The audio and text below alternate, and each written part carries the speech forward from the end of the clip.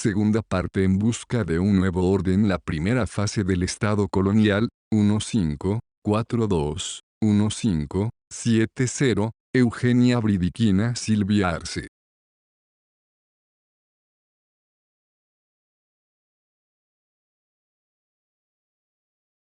La política de la corona. Después de las guerras civiles, más de 3.000 aventureros que seguían en el virreinato exigían retribución por sus servicios militares prestados a la corona, reales o imaginarios, y conformaron grupos dispuestos a involucrarse en cualquier lance. Surgió una gran tensión entre los poseedores de encomiendas, denominados instalados, y los que tan solo aspiraban a tenerlas por sus méritos, llamados pretendientes o pretensores.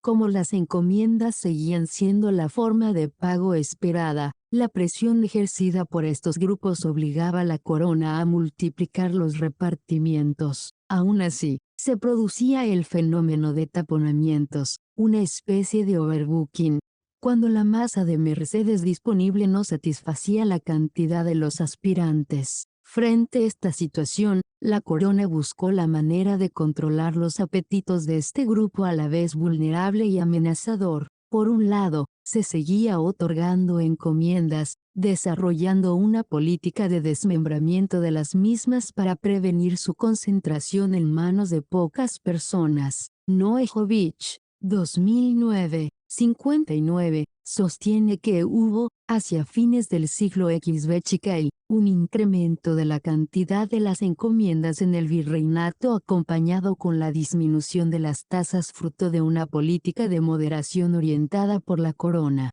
Por otro lado, se introdujo el sistema de situaciones o asientos. Las situaciones o rentas se concedían sobre los repartimientos vacos, es decir, sobre los que estaban temporalmente en manos de la corona por muerte o destitución del usufructuario anterior. Debido a la constante presión de los pretendientes, el virrey Cañete y Andrés Hurtado de Mendoza, 1556 a 1560, otorgó generosamente estas situaciones. Sin embargo, según Barnadas, 1973, en Charcas, el monto de estas situaciones solo llegaba a 68 pesos. Esta política fue profundizada el virrey Conde de Nieva, pero fue una medida temporal para la corona. El presidente de la Audiencia de Lima, García de Castro, 1564 a 1569, anuló muchas situaciones y se abstuvo de conceder nuevas. El sistema del asiento se utilizaba cuando un encomendero regresaba y se instalaba en España. Se consideraba que su repartimiento estaba vacuo. La corona establecía un contrato con el encomendero, estipulaba la duración, el reparto de los frutos de la encomienda, la forma de cobro y circunstancias previsibles: muerte, sucesión.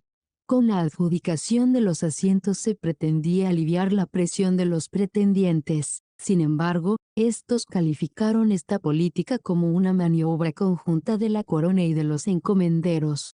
Consideramos que la estrategia más importante que utilizó la corona para paliar la tensión era dejar a los instalados como a los pretendientes sin base económica ni política, realizando una paulatina y casi natural reincorporación de los repartimientos al fisco. De hecho, por ejemplo, ya entre 1553 y 1556, muchos de los repartimientos Caracara y Charcas pasaron a cabeza de su majestad, es decir, a la corona. Así, a la muerte de Pedro de Hinojosa, su encomienda en Macha, cabecera principal de los Caracara, pasó a depender de la corona al igual que la de Alonso de Montemayor. Lo mismo sucedió después de la muerte del encomendero Pablo de Meneses, su encomienda pasó a Córdoba y a Bernardino de Meneses y luego a la corona. El resto de los repartimientos de la antigua Federación Charca pasaron a la corona hasta 1572. Platt, el al. 2006. Sostienen que el hecho de que algunas de las encomiendas dejaron de existir permitió que los Malcus negociaran con el poder colonial, manteniendo su riqueza y poder como señores naturales. Hacia 1575, Por lo menos 23 repartimientos de Charcas, sobre 67, habían pasado a la corona, de acuerdo a Bernadas, 1973. La corona apostó por establecer un mayor control y la centralización del poder sobre los territorios que se encontraban en el proceso de colonización, apoyándose, además, en el aparato burocrático del Estado y de la Iglesia. Sin embargo, el proceso de la extinción de las encomiendas no fue uniforme porque en La Paz se siguió dando concesiones en épocas más tardías. Efectivamente, en esta región los virreyes Marqués de Cañete, 1556 a 1561, y Conde de Nieva, 1561 a 1564, distribuyeron nuevas encomiendas para sus clientes. En la década de 1560 se produjo la asignación de los repartimientos vacos y aparecieron nuevas figuras o encomenderos tardíos cuyas mercedes estuvieron vigentes hasta mediados del siglo XV y muchos de ellos eran nobles españoles que no radicaban en el territorio del Perú y sus encomiendas se convirtieron en rentas monetarias. Se observa también el proceso de transformación de señores indios a nobles rentistas, puesto que habían perdido la jurisdicción en primera instancia a manos de los corregidores, pero siguieron cobrando, en mano propia o por sus apoderados, las rentas ya absolutamente monetizadas. Morrone,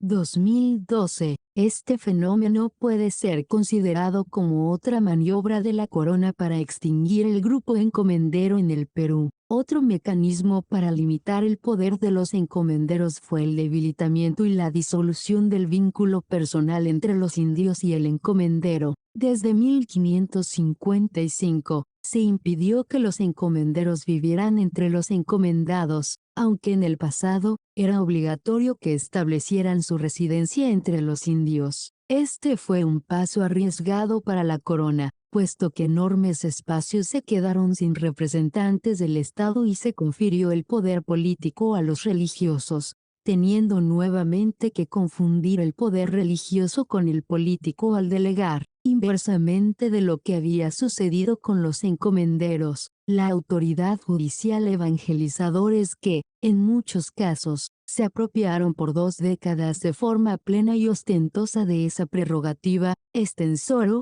2003.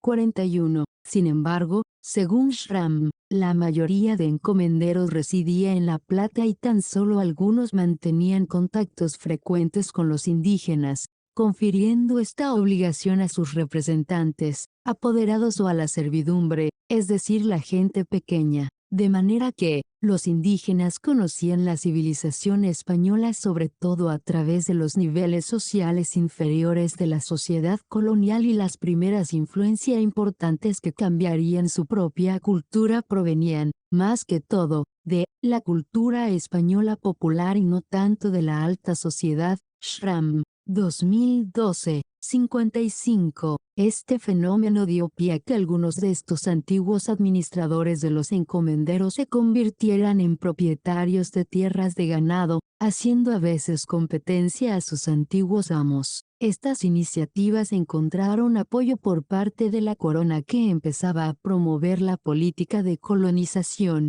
En el Perú, el virrey Márquez de Cañete, 1556 a 1561, concedió tierras a muchos españoles mientras que el propio Felipe II, desde España, impulsó el repartimiento de tierras a los agricultores españoles con el fin de extender la colonización y mermar el poder de los encomenderos. Los soldados que se quedaron sin amos y sin ocupación después de que terminaron las acciones bélicas, así como los pretendientes, los nuevos migrantes de la península, resultaron favorecidos por esta política. Como observó Asado Aurian, 1983, los chacareros o dueños de las chácaras, pequeñas propiedades, junto con los mineros, constituyeron el pilar fundamental del Estado colonial. La formación de este nuevo grupo social de pobladores se convirtió en el contrapeso al poder de los encomenderos. En 1565, El establecimiento de los corregidores de indios por parte del gobernador licenciado García de Castro significó un nuevo avance del poder central sobre los encomenderos, puesto que se logró disminuir su poder. Los corregidores en calidad de empleados asalariados de la corona ya estaban enviando desde sus jurisdicciones las cantidades requeridas de mitallos hacia Potosí en lugar de los encomenderos que dependían de estos mismos trabajadores para su sustento. Un nuevo modelo económico requería un nuevo modelo político. En este nuevo esquema, los corregidores y la recién creada Audiencia Real de La Plata pasaron a ejercer el papel que la política colonial les había asignado en materia administrativa.